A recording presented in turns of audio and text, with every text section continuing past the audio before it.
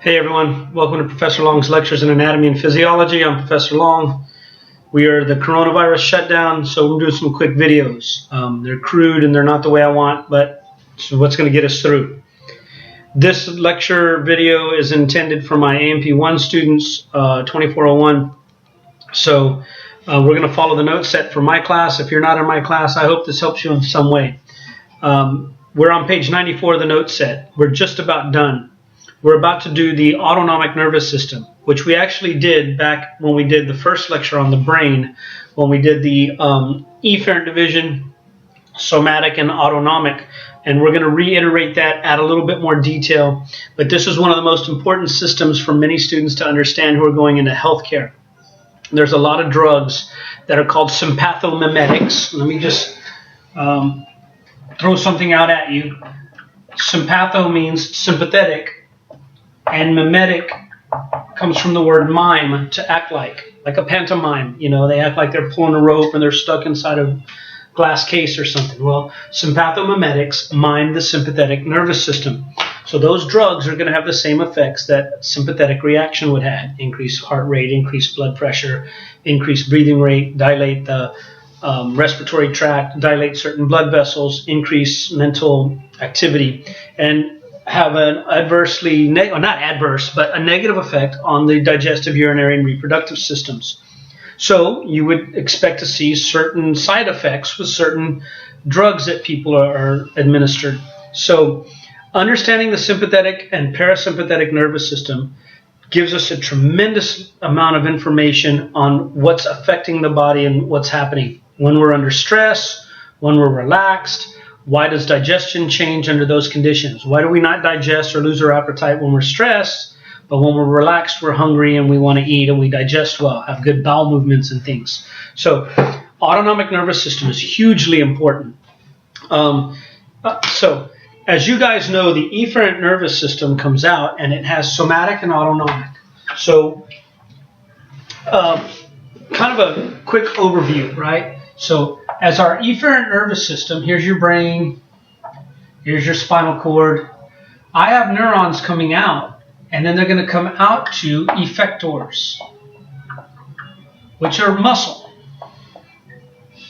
right? They're going to give us the desired effects. And there's two different systems, as we know. The somatic nervous system, which is part of the efferent division of the PNS. Remember all this. Your peripheral nervous system, everything outside the brain and spinal cord, has afferent and efferent. Afferent comes in, we're not talking about that. Efferent coming out, motor commands going to muscles. The somatic nervous system controls skeletal muscle, or what we consider to be voluntary stuff, voluntary muscle. Okay, which is skeletal muscle. Your brain has to consciously think about exactly what does it want to get accomplished. So we call this voluntary. Your brain volunteers it. The other part is the autonomic nervous system. I think of autonomic as those things that happen automatically. You don't get to decide. There's no thinking. They're just going to naturally adjust them. And the autonomic nervous system controls both smooth muscle and cardiac muscle. Well, cardiac muscle is in the heart, so it's going to affect heart rate, and smooth muscle is found in a lot of the tubes of the body. We find some smooth muscle in the respiratory tract. We find some smooth muscle, so under sympathetic stimulation, we need more air. We can relax the smooth muscle and breathe better. When we irritate the respiratory tract, that muscle can constrict to decrease the size of the lumen so that less air gets in, protecting the lungs from irritants and other things. We have smooth muscle in the walls of the digestive tract, all the peristalsis and all the movement here, all the digestion, all the glands that are secreting have smooth muscle working in them. So digestion, a lot of secretions, our sweat glands secreting sweat, the sebaceous glands secreting oil. When we're stressed, we get sweaty. When we're not stressed and we're relaxed, we don't sweat as much, right? So under sympathetic stimulation, You get all sweaty, your palms sweat, your pits sweat, start dripping sweat, you get nervous. Under parasympathetic, you can clam up. Your skin gets kind of dry and clammy. So when you're shutting down all your heart rate and you're in some bad situations, then your skin gets cold and clammy. We find smooth muscle in the walls of blood vessels. Some blood vessels are going to dilate and increase blood flow to some organs and constrict. So the autonomic nervous system is going to control both of these and make adjustments, but these are adjusted based on the demands of the somatic nervous system, so to speak.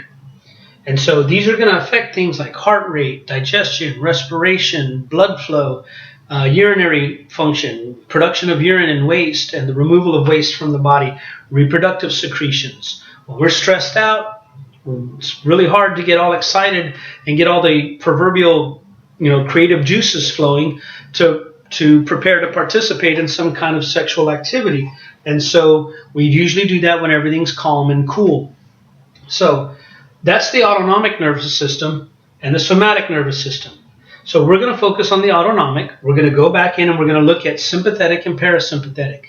Both the sympathetic and parasympathetic are going to affect both of these, but it's going to adjust these to meet the demands of the somatic nervous system so that we can survive. All right? So now, I'm going to erase some of this, not all of it, and we're going to look at these two systems. Okay, now let me just erase it all, and we'll start over. Now, if you're going to follow along in the note set, we're going to be on page 94, but one last thing I want to do, and I've done this before, I'm going to do it again. I'm going to keep hammering the same concepts home until they stick to your brain. It was real hard. We had these long lists of things we had to memorize as students, and because I consider myself not super smart, I had to figure out easier ways to think about it, okay? And this is how it made sense to me, and it dawned on me one day. So I've given this talk to y'all before. I've talked about it again. Old school steam engine, trains, old cowboy western movies. We know how they functioned. They have this engine that works on steam. In order to produce steam, we have to boil water. In order to boil water, you need flames. So, in order to have flame and fire, you have to have two things. One is you need a carbon source, something that has carbon and hydrogen and usually oxygen. So, for us, that's C6H12O6. So, usually the car right behind the engine was filled with coal. All these chunks of carbonaceous material that are easy to burn. Well, for us, this car actually represents our liver.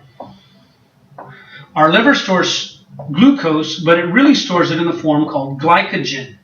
We can break down the glucose or the glycogen into glucose, and then we send that glucose into our cells for energy. Now, in order to burn any carbon source, we have to have air, oxygen.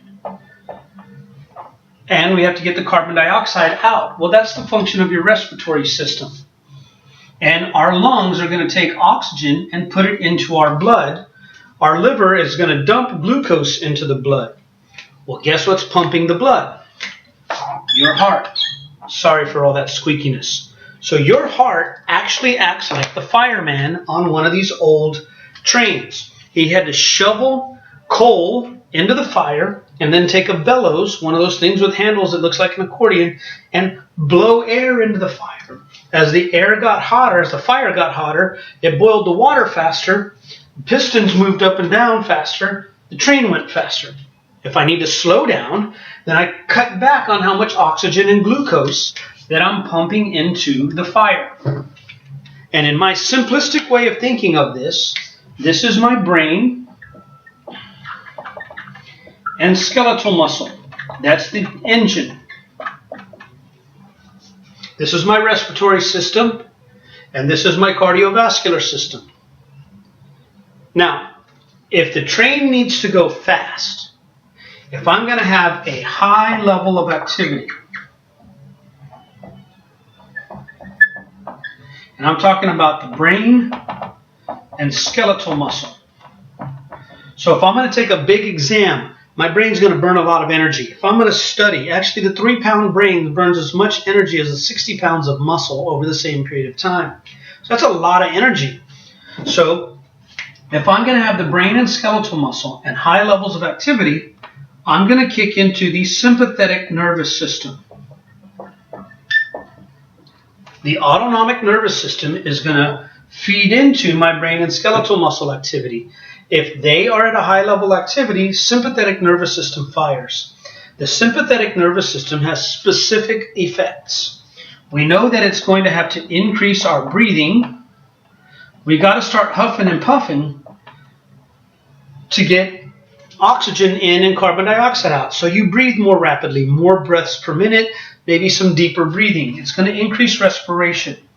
It's going to increase heart rate and blood pressure, what we call cardiac output. Your heart's going to start beating faster and harder, shoveling more oxygen and glucose into the fire so the train can keep up its energy levels. It's going to increase mental activity. So when you're stressed, no matter how much you try to put it out of your mind and go to sleep, you can't stop thinking. You can't sleep at night. You're restless. Your brain's going 90 miles an hour. Sometimes it starts dreaming up scenarios that may not have any basis in reality because we're stressed and we start thinking about all of this stuff. Okay? It's going to increase blood flow to all of these organs that need the blood. So it's going to dilate blood vessels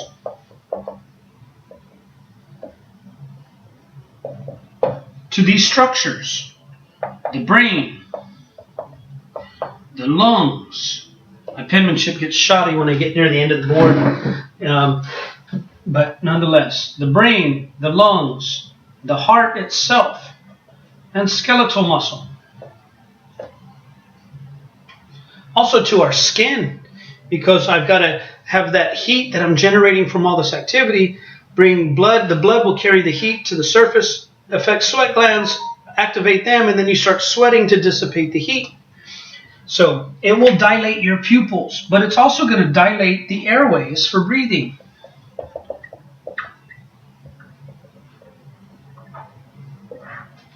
It's going to do all of those things. It's going to do all of that increasing. Now, when it comes to the other parts of our body, when it comes to things like digestion, it's going to decrease all your digestive function. Your mouth gets dry when you get nervous because your salivary glands shut down because you're not going to be eating. Your stomach won't digest as well. You might get indigestion or just have a harder time digesting food. You lose your appetite. You don't make waste as often as well. So it's going to shut down all your digestive function, digestive secretions, digestive activity. It's going to decrease waste function. So that's urinary. You're not going to make waste as often. You're not going to pee as frequently. And it's going to be defecation. You know, people get constipated when they're under prolonged stress. They don't use the restroom as often. It's going to decrease reproductive secretions. You know, it's harder to get excited about reproducing. I mean, think about it. If you have an argument with your significant other right before you're supposed to go out for your anniversary dinner, the kids are gone, you got a whole evening planned, and you get in a big fight with your significant other over something stupid, you start arguing. Of course, as guys, very often we go, well, you know what? I don't want to fight. Let's just go eat.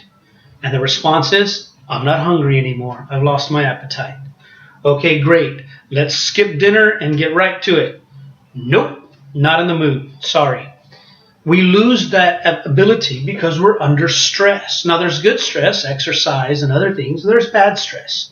But nonetheless, anytime we're under stress, increased physical activity, fight or flight, then we're going to increase when we have increased levels of activity for the sympathetic nervous system, we get all these effects. All of this is going to increase. I'm going to increase breathing rate, increase the diameter of the tubes getting air in.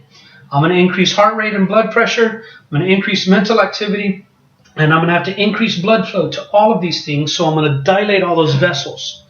I'm going to have decreased digestive function. Everything below the diaphragm shuts down. If you think about the ventral body cavity, everything above the diaphragm kicks to high levels of activity. Everything below the diaphragm shuts down. Digestion, urinary waste function, reproductive functions. So that also means I'm going to decrease blood flow to these organs. So I'm going to constrict blood vessels going to here to a bare minimum so I can force all the blood here while I need it. When I get to a quiet, restful place and the danger has been removed, I can switch back to rest and digest, and what I often say is rest, digest, and reproduce. I reverse all the arrows. Heart rate goes down, breathing rate goes down, blood pressure goes down, my brain settles down and I can chill out. My blood flow to all those organs decreases. I'm going to constrict the airways some so we wheeze more and make more noise when we sleep at night. I'm going to increase digestive function under parasympathetic. I'm going to increase the production of waste. I mean, after you sleep all night, it's one of the first things you do when you wake up. You go to the restroom and you eat. It's rest, digest, and reproduce. Okay, rest, digest, waste, and reproduce. So we're going to have decreased urine output, decreased ability. Under parasympathetic, we would increase urine output and defecation reflex. We can increase the reproductive secretions when we're all calm and cool. And then we're going to increase blood flow to all of these things because they're active now. So if you know sympathetic, fight or flight, which is all of this, you know parasympathetic, you flip the arrows. And the way I like to think about it is this little choo-choo train. This is your brain and skeletal muscle. If they need to go, then I need to get oxygen and glucose in. So respiratory, cardiovascular, and the gluconeogenesis, the breakdown of sugars, something we're going to talk about in part 2 in more detail, so that I can go 90 miles an hour. And when the train's going 90 miles an hour, you can't stop and eat. You can't go to the restroom. I mean, think about a train traveling across the country where there was nowhere to stop. You don't just stop. So can't go to the restroom, can't eat, can't turn around to your partner in there and want to reproduce. I guess you could try, but if the train has a wreck, that's a terrible thing. So none of that happens. It's all focusing on danger and keeping everything running. When you do pull into the train station and the train slows down and comes to a stop, all of this shuts down to a bare minimum, and then we increase all of this. You can step off the train and use the restroom, wash your hands, grab a meal, whatever it is that you need to do, take a nap.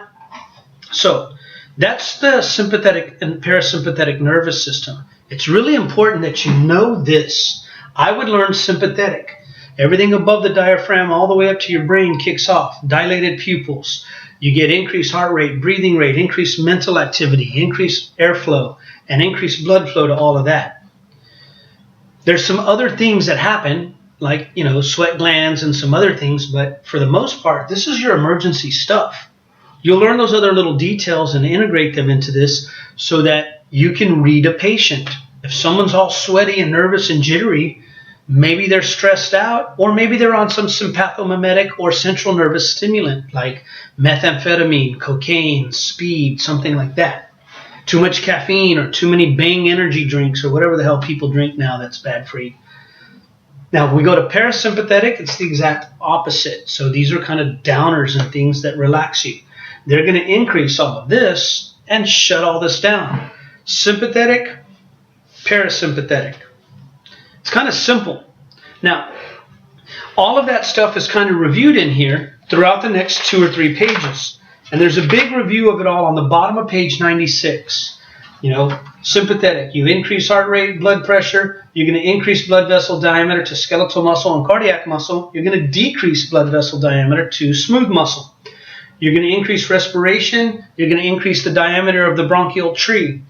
You're going to shut down peristalsis, which is digestion. You're going to shut down defecation, urination, and reproduction.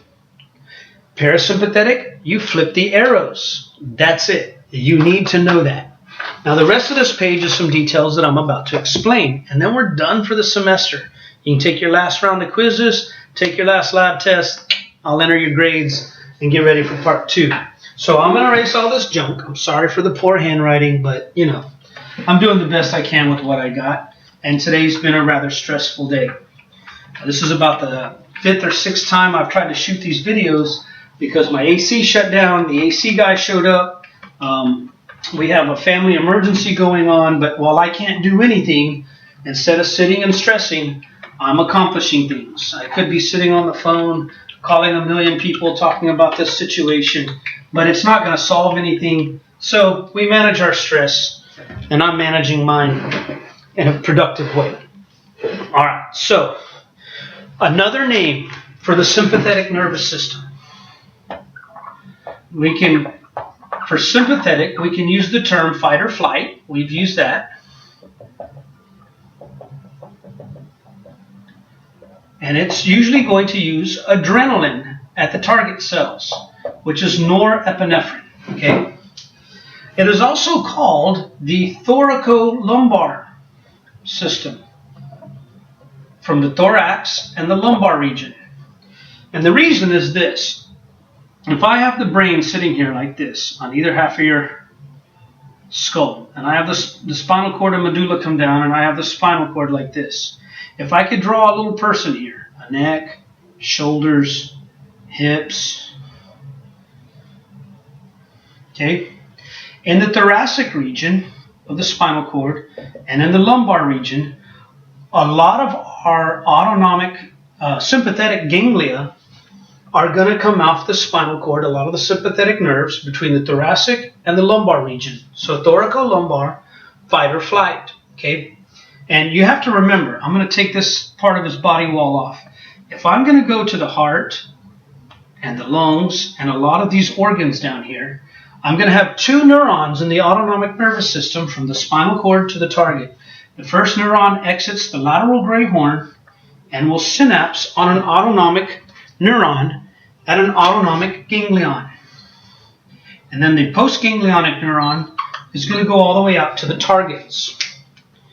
We're going to release acetylcholine at the ganglion, but we're going to release adrenaline at the target organs. All of these different target organs, norepinephrine or adrenaline. And it has a cousin called epinephrine that has similar effects or the same effects. Okay, so this system is active during high levels of activity, during stress and other things. One of the things you can notice is the preganglionic neuron is rather short. The postganglionic neuron is rather long.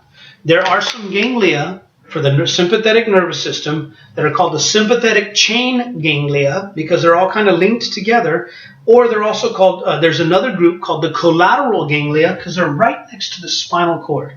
Because all these ganglia are right next to the spinal cord, the presynaptic neuron that goes from the lateral gray horn to that ganglion is short.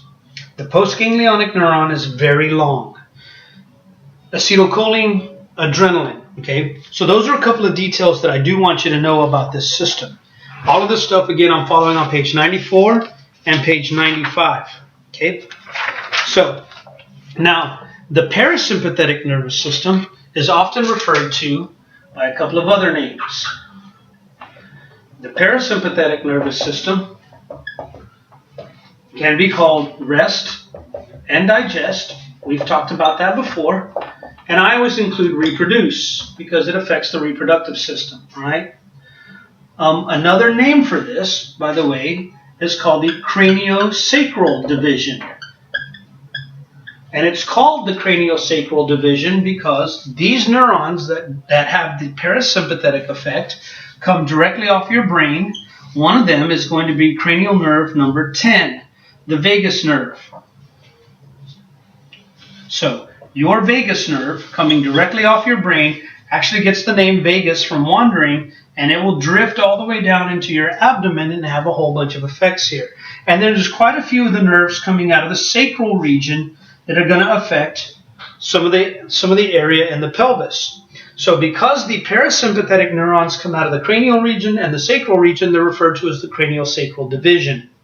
We know what parasympathetic does, and we have cranial nerve 10 and the sacral nerves 2 through 4 actually, but those nerves are going to be affecting this. Now, one of the things that we know about this system is this. The preganglionic neuron that goes from the spinal cord out towards the target organ is very long. It's going to synapse on a ganglionic neuron that is very short and then has a broad effect on the target organs.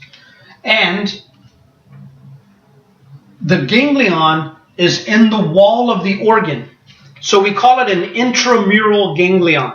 The intramural ganglion is going to be the ganglion that's in the wall of the target organ that is the part of the craniosacral division. Now, in this situation, we're going to release acetylcholine at all of these synapses. So if you look at these 4 synapses, we always use acetylcholine. The only exception is in sympathetic activation at the target cells. Got it? We use adrenaline there. So that's kind of a simple way to think about it. And sympathetic, preganglionic neuron is short, postganglionic neuron is long. Parasympathetic, the preganglionic neuron is long, the postganglionic neuron is short. It's from the wall of the organ into the organ itself. Okay? A couple of little other details about this. There's a little table that I did on page 96 that puts all of this together. We have the characteristics of the preganglion neuron. How long is it? Where's the location of the soma? What is the neurotransmitter? Is it myelinated or not? We have sympathetic and parasympathetic. The preganglionic neuron is short, lives in the lateral gray horn. It releases acetylcholine, is always myelinated for both. It is the postganglionic fiber where it changes. Okay, actually, in the parasympathetic nervous system, the preganglionic neuron is long, but they are always in the lateral gray horn. They always release acetylcholine. They're always myelinated. The postganglionic neuron, if you look at it for the sympathetic division, is going to be long. Okay, it's going to release adrenaline, and it's usually unmyelinated. For the parasympathetic nervous system, it's short. It uses acetylcholine and is unmyelinated. There's some exceptions to the rules, but we're going to stick with this. So, what that tells us is some little key details about this that give me great options for test questions, for quizzes. So, for this last quiz, you guys are going to need to know all of these alternate names for the sympathetic and parasympathetic nervous system. You need to know which part of the spinal column they come out of. Thoracolumbar sympathetic, craniosacral parasympathetic. Short, long, myelinated, unmyelinated, acetylcholine, adrenaline. Long, short, myelinated, unmyelinated, acetylcholine, acetylcholine. Those are the details. You obviously need to know the effects of the sympathetic nervous system and the parasympathetic on heart rate, blood vessels, and all of that. Some of those questions will be repeated, so to speak. I might rewrite them in different ways, but there's your information. So this concludes the very last lecture for ANP1 for my students. So I hope you had as much fun as I did. I hope you've enjoyed this semester. I will put a video out that just touches up on what you should be studying for the final exam and all of this. So thanks for watching. I hope you learned something. I hope you had as much fun as I did. See you guys on the flip side.